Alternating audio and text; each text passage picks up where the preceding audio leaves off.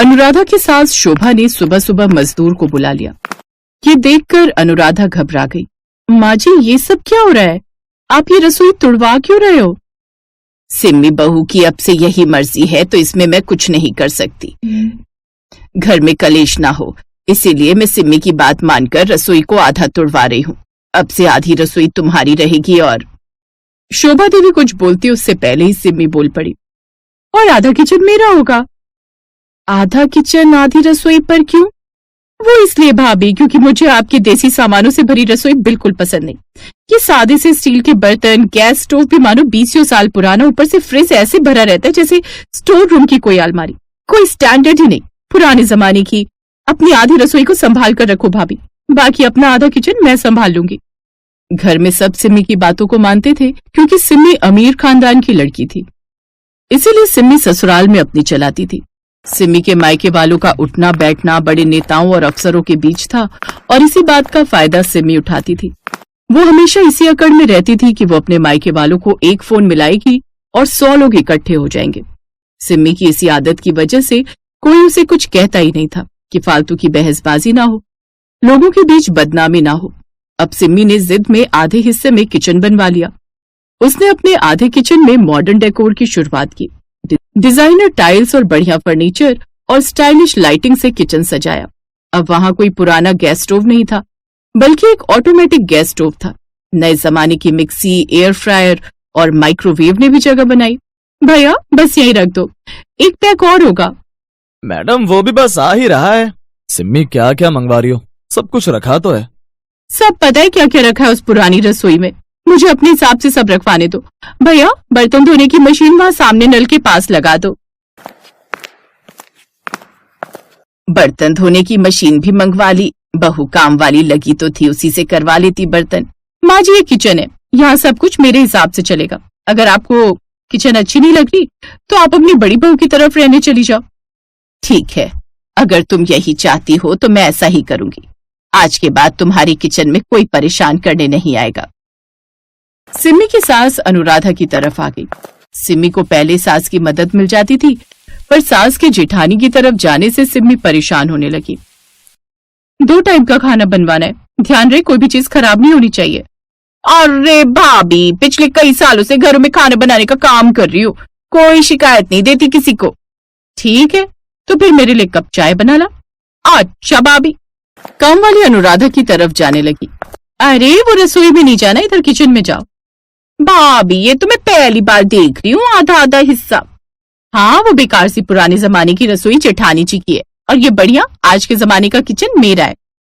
वही मैं कहूँ, आज से पहले तो इस घर में कभी खाना बनाने वाली रखी नहीं गई, पर मुझे नहीं पता था कि आपके तो इतने ठाट बाट है भाभी। आपने तो बहुत बढ़िया किचन बना ली। सिमी अनुराधा और सास की तरफ देखती हुई जानबूझकर दिखावा कर रही थी। माँ जी आपकी चाय, मैं दोपहर के खाने में भरवा टिंडे बना रही हूँ, सही है ना? हाँ हाँ बहू, प्रेम से जो भी बना खिला लो सब बढ़िया है।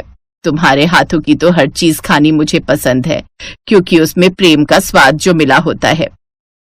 सिमी सास की बातें सुनकर जल भुन गई। अमित आज तुम्हारी छुट्टी है, दोपहर के खाने में राजमा चावल बना रही हूँ। बनवा लो सिम्मी जो बनवाना है, मैं तो बस पेट भरने के लिए खा रहा हूँ, बाकी स्वाद तो अब खाने में दिखाई ही देना बंद हो गया है। शांति आज राजमा चावल इतने टेस्टी बनाना कि तुम्हारे भैया उंगलियां चाटते रह जाएं। सिमी ने पूरी किचन काम वाली शांति के हाथों में दे दी और खुद वो बेफिक्र होकर अपनी मौज मस्ती में रहने लगी। बताओ तो किचन के इतने महंगे महंगे बर्तन कैसे जला रही है ये काम वाली शांति। सिमी को तो पैसों और महंगे सामानों की कोई फिक्र ही नहीं। माँ तुम क्यों अपना खून जला रही हो? करने दो ना जो कर रही है। जब सिम्मी को अपनी किचन की परवाह नहीं तो तुम क्यों ध्यान देती हो? माँ जी की भावनाओं को मैं समझ सकती हूँ। एक माँ के लिए उसके दोनों बच्चों का परिवार बराबर होता है। जितनी चिंता माँ जी को हमारी होती है उतनी ही चिंता सिमी और देवर जी की भी होती है। सिमी को इन सब बातों से कोई फर्क नहीं पड़ता था कि क्या खराब हो रहा है, उसे तो बस नई नई चीजें खरीदने का शौक आ रहा था। Simi air fryer, juicer, electric tandoor और बाकी सब महंगे सामान किचन में धूल मिट्टी खा रहे हैं। तुमने अभी इलेक्ट्रिक कुकर और खरीद लिया, कौन बनाएगा इसमें खाना? शांति बनाएगी, और कौन बनाएगा? शांति, लगता है तुम्हें इसमें खाना बना पाएगी? पहले देखो कितने सामान वो खराब कर चुकी है, कभी देखा भी है किचन में घुसकर? तभी शांति आ जाती है। सॉरी भाभी, आज आने में देर हो गई। वो गली में भंडारा बट रहा था, वही लेने चली गई थी। घर पर रखकर बस सीधी आ गई। कोई बात नहीं। अच्छा सुन, तू बोल रही थी ना पुराना कुकर खराब हो गया है। मैंने ये नया इलेक्ट्रिक कुकर मंगा लिया है, अब इसी में चने उबालने रख दे। इलेक्ट्रिक कुकर शांति को चलाना आता नहीं था। उसने साफ मुंह पर मना कर दिया। भाभी, ये इलेक्ट्रिक कुकर मेरे से चलाने नहीं आते। मुझे तो वो सादा सीटी बजने वाला कुकर ही समझ में आता है। ये तो आप ही यूज करो। शांति को मुंह बनाता देख सिमी खुद ही उठी और उसे कैसे इस्तेमाल करे सब कुछ पढ़कर समझकर उसने इलेक्ट्रिक कुकर में चने उबालने रखे। सिमी ने चने तो रख दिए पर टाइमर ठीक से सेट करना भूल गई। नतीजा ये हुआ कि चने जरूरत से ज्यादा पक गए और कुकर का निचला हिस्सा जलने लगा। अरे ये कैसी जलने की बदबू आ रही है। सिमी ने नया कुकर लिया है, शायद उसी में कुछ जला है। तब भी तो मैं नहीं रख रही थी कुछ बनने, क्योंकि पड़ोस वाली भाभी के घर ये कुकर है, उन्हें तो इस्तेमाल करना आता है। वो खुद इसमें टाइम सेट करके देती हैं, मैं तो हाथ भी नहीं लगाती। अच्छा भाभी, मैंने रोटी और चावल बना दिए। तो चने कौन बनाएगा? भाभी देखो, मुझे और भी घरों में काम पर जाना होता है। मैं अगर यहाँ लगी रही तो और घरों में लेट हो जाऊंगी। लाओ जल्दी से दो, मैं मसाला बना जाती हूँ। काम वाली मुंह बनाते हुए खाना बनाकर चली गई। अगले दिन सिमी के घर मेहमान आने थे। साफ सफाई वाली आई नहीं थी, बर्तन का ढेर लग गया। क्या हुआ सिमी, खाना बनाने वाली नहीं आई? मेरे ऑफिस के फ्रेंड्स आते ही होंगे। आ जाएगी, अभी तो मैं ये बर्तन धोने की मशीन चेक कर रही हूँ, चल ही नहीं रही, बर्तनों का ढेर लगा हुआ है। काफी देर तक सिमी कोशिश करती रही पर बर्तन धोने की मशीन नहीं चली। सिमी परेशान हो गई। उसने देखा काफी देर हो गई है पर अभी तक खाना बनाने वाली भी नहीं आई है। तभी शांति का फोन आ गया। सिमी भाभी, मैं गांव जा रही हूँ, मेरे ताऊ गुजर गए, 2 दिन बाद लौटूंगी। क्या? पर मैंने तुझे कहा था ना कि मेरे घर मेहमान आने हैं। तो भाभी मैं क्या करूं, मेरा भी जाना जरूरी है, रिश्तेदारी का मामला है। आज जो मैं फोन रखती हूँ, मेरे बस का टाइम हो रहा है। बस अड्डे से ही फोन कर रही थी। एक तरफ सफाई और ढेरों बर्तन का काम था, दूसरी तरफ रसोई में खाना बनाना था। अनुराधा और शोभा सिमी की परेशानी को समझती हैं और तुरंत दोनों उसकी मदद के लिए किचन में आ जाती हैं। लाओ बहू, जो भी सब्जी बनानी है मुझे दे दो, मैं काट देती हूँ। बर्तन मैं धो रही हूँ, तब तक तुम बाहर का समेट लो। थैंक यू माँ जी। थैंक यू भाभी। सारी लड़ाई झगड़ा भूलकर आज सिमी की सास और जेठानी उसकी मदद के लिए पास खड़ी थी। सिमी को उस दिन एहसास होता है कि घर में जितनी मर्जी बंटवारे हो जाए पर रिश्तों में बंटवारे कभी नहीं होते। परेशानी के समय पूरा परिवार सिमी के साथ खड़ा था। सिमी ने उसी दिन फैसला लिया कि वो अपनी गलती को सुधारेगी। माँ जी, भाभी, मुझे अपनी गलती का एहसास है। मुझे आधा किचन नहीं चाहिए। मैंने गलती की थी किचन और रसोई को आधा आधा बांटकर। क्या मैं फिर से आपकी रसोई में आ सकती हूँ? कैसी बातें करती हो सिमी, ये रसोई कल भी तुम्हारी थी और आज भी तुम्हारी है। मुझे खुशी है बहू कि तुम्हें अपनी गलती का एहसास है। सुबह का भूला शाम को घर आए तो उसे भूला नहीं कहते। दोनों बहुएं मिलजुल कर रहो, मैं तो बस यही कामना करती हूँ।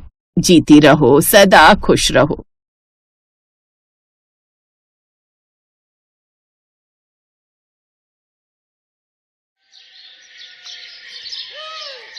चलो, आज पहली बार मेरी जिंदगी में खुशियां आने वाली हैं। बड़े सुकून से अपना मनपसंद खाना बनाऊंगी। शालू खुशी खुशी किचन में गई, लेकिन वहां उसने कुछ ऐसा देखा जिसकी उसे क्या किसी को भी उम्मीद नहीं होगी। उसने देखा कि किचन में चूल्हा ही नहीं था। ये क्या हुआ? इस किचन में तो चूल्हा ही नहीं है। बिना चूल्हे के मैं खाना कैसे बनाऊंगी? इन लोगों को लगा होगा कि मैं बिना चूल्हे के खाना बना ही नहीं पाऊंगी। अब देखो मैं क्या करती हूँ। शालू ने सभी हरी सब्जियों को अच्छे से काट लिया। चलो, ये तो डाइटिंग वाला खाना बनकर तैयार हो गया, लेकिन इसे खाएंगे किसके साथ? अब इन लोगों को लग रहा होगा कि रोटी बनाने के लिए तो चूल्हे की जरूरत पड़ेगी ही, लेकिन उसका भी इलाज है मेरे पास। शालू तुरंत बाहर बाजार में गई और वहां से ढेर सारी ब्रेड खरीद कर ले आई। सासू माँ, ससुर जी, आदित्य, आ जाइए, खाना लग गया है। ये सुनकर तीनों हैरान हो गए, क्योंकि तीनों एक ही कमरे में बैठे थे और अपनी बहू की हार का इंतजार कर रहे थे। क्या आप लोगों ने भी वही सुना जो मैंने सुना? हाँ, मैंने भी वही सुना, लेकिन मुझे एक बात समझ में नहीं आ रही है कि उसने बिना चूल्हे के खाना आखिर बनाया कैसे। ये तो हमें बाहर चलकर ही पता चलेगा।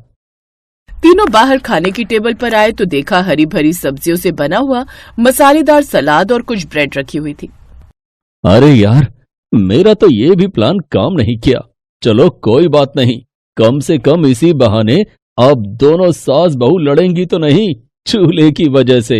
वैसे बिना आग का इस्तेमाल करके बना हुआ ये खाना भी बहुत स्वादिष्ट लग रहा है और ये हमारे लिए हेल्दी भी है। लेकिन ऐसा आखिर हुआ क्यों था? क्यों आखिर उस घर में बिना चूल्हे वाली रसोई बनाने की जरूरत पड़ गई? और क्या अब उस रसोई में कभी भी चूल्हा नहीं जलेगा? ये जानने के लिए हमें कहानी में थोड़ा पीछे चलना होगा।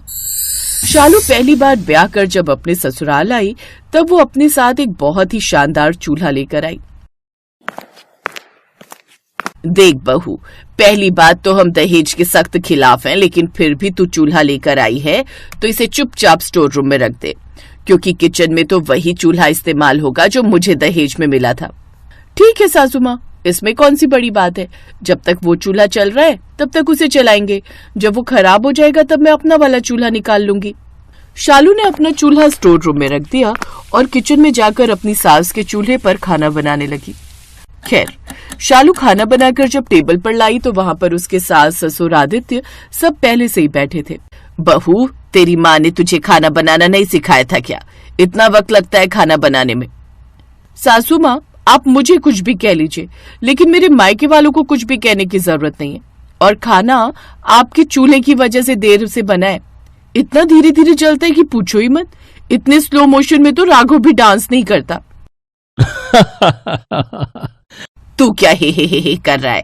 वो मेरे चूल्हे को बुरा कह रही है और तुझे हंसी आ रही है। अरे तो उसमें बुरा मानने वाली क्या बात है? बहू बिल्कुल सही तो कह रही है। तुम्हारा चूल्हा बहुत पुराना हो चुका है, कई बार तो उसे रिपेयर करवा चुके हैं, अब उसे स्टोर रूम में रख दो।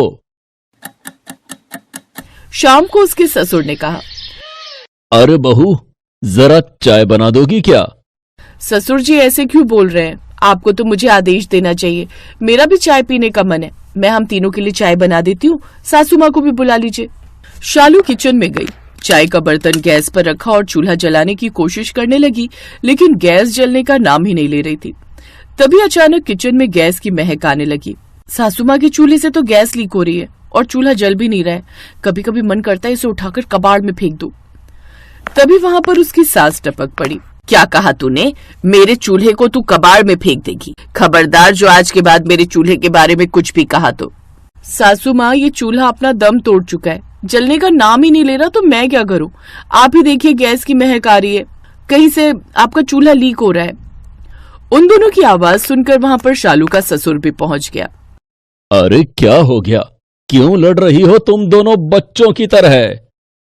देखिए ना आपकी बहू हमारे चूल्हे के बारे में क्या कह रही है। कह रही है कि चूल्हे को वो बाहर कबाड़ में फेंक देगी। पिताजी, आप ही देखिए ना, गैस की महक आ रही है और चूल्हा जलने का नाम ही नहीं ले रहा है। मैं जाकर अपना चूल्हा रख देती हूँ और इस चूल्हे को स्टोर रूम में रख देती हूँ। अच्छा, मैं भी तो पुरानी हो गई हूँ, मैं भी लीक करने लगी हूँ कहीं ना कहीं से, तो मुझे भी उठाकर तुम लोग स्टोर रूम में रख दो और कहीं से नई नवेली सास ले आओ। तुम तो बात का बतंगड़ बना रही हो। ठीक है, मैं तुम्हारा चूल्हा अभी रिपेयर करवा कर लाता हूँ। कुछ दिनों तक वो चलता रहा, लेकिन उसके बाद फिर से ये लो, आज फिर से चूल्हा ढंग से नहीं जल रहा है। 1 घंटा तो चूल्हा जलाने में ही लग जाता है। आज मैं खाना बनाऊंगी नहीं। धीरे धीरे रात के 10 बज गए। तभी आदित्य ने शालू को आवाज देकर बुलाया। शालू, रात के 10 बज गए हैं, मुझे सुबह काम पर भी जाना है, अभी तक खाना नहीं बना क्या? अरे कैसे बनाऊं खाना? जब चूल्हा जल ही नहीं रहा तो कैसे बनेगा? 1 घंटा तो चूल्हा जलाने में ही लग जाता है। मैं नया चूल्हा लेकर आई हूँ, वो बेचारा स्टोर रूम में रखा हुआ है, उसकी कोई इज्जत ही नहीं। अभी तक तो सब कुछ ठीक से चल रहा था। जब से तेरी बीवी इस घर में आई है तब से इस घर में हर रोज मेरे चूल्हे को लेकर लड़ाई हो रही है। ऐसा करती हूँ, इस चूल्हे को लेकर मैं ही इस घर से निकल जाती हूँ, फिर सारा मामला ठीक हो जाएगा। माँ, एक चूल्हे को लेकर इतना ज्यादा पजेसिव क्यों हो रही हो? हम लोग आपके चूल्हे को कहीं बाहर फेंकने तो नहीं जा रहे, उसे चुपचाप सजाकर स्टोर रूम में रख देते हैं, हर रोज आप उसके दर्शन कर लेना। शालू नया चूल्हा लेकर आई है, उसमें जल्दी खाना भी बन जाएगा। नहीं, रहने दो, मैं अपने चूल्हे को लेकर घर से भाग जाती हूँ, फिर तुम लोग अपने नए चूल्हे के साथ खाना बनाना। तुम दोनों जब देखो तब उस चूल्हे को लेकर हमेशा लड़ाई झगड़ा क्या करती हो? तुम बहू का नया चूल्हा किचन में नहीं रखना चाहती और बहू पुराने चूल्हे के साथ खाना बनाना नहीं चाहती। सासू माँ, ससुर जी, मैं उसी पर किसी तरह से खाना बना लिया करूंगी। देखा, आखिरकार जीत मेरे चूल्हे की हुई, इसीलिए कहती हूँ बहू अपनी सास से कभी पंगा मत लेना। और शालू उसी में खाना बनाने की कोशिश करने लगी। वो बार बार चूल्हा जलाने की कोशिश कर रही थी, लेकिन चूल्हा जल ही नहीं रहा था। तभी अचानक गैस लीक होने की वजह से आग पकड़ ली। शालू की साड़ी भी जलने लगी। वो जोर जोर से चिल्लाने लगी, आदित्य बचाओ, पिताजी बचाओ, बचाओ। आदित्य ने बाल्टी भर भर कर जल्दी से पानी डाला और थोड़ी देर में आग बुझ गई। 3 दिन के इलाज के बाद शालू ठीक होकर वापस घर आ गई। पड़ गई तुम्हारे कलेजे को ठंडक। ये तो अच्छा हुआ कि वक्त पर आदित्य ने पानी डाल दिया, वरना कुछ भी हो सकता था शालू के साथ। अब क्या उसे भगवान के पास पहुंचा कर ही मानोगी? बहू, मुझे माफ कर दो। मुझे अपने चूल्हे पर अहंकार हो गया था। आज जो तेरे साथ हुआ है, कल वो मेरे साथ भी हो सकता है।